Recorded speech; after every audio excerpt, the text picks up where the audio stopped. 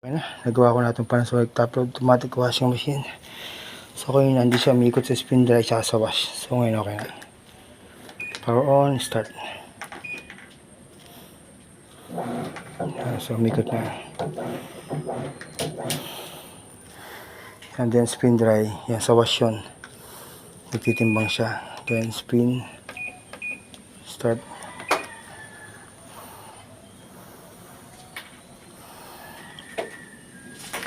So sir, kompleto ako nito kahit yung board nito. Ayan, kita mo, ikot ka agad doon, di ba? Spin dry.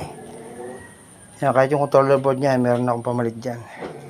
Maganda to, madali siyang i-maintain. Mura ang maintenance ng ganitong washing machine. Ayan. Sir, hinga kita ang testimonial, okay lang. Nakita niyo yung mga customer ko na nakaganan?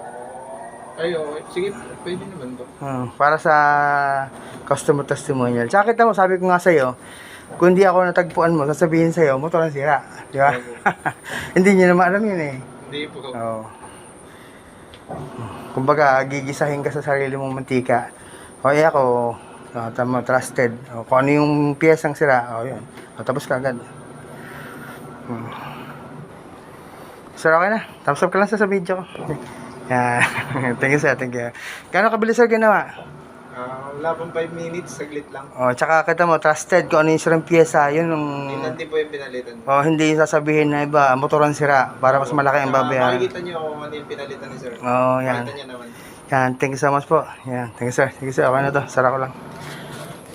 Yan, so, balik ko lang yung wiring niya.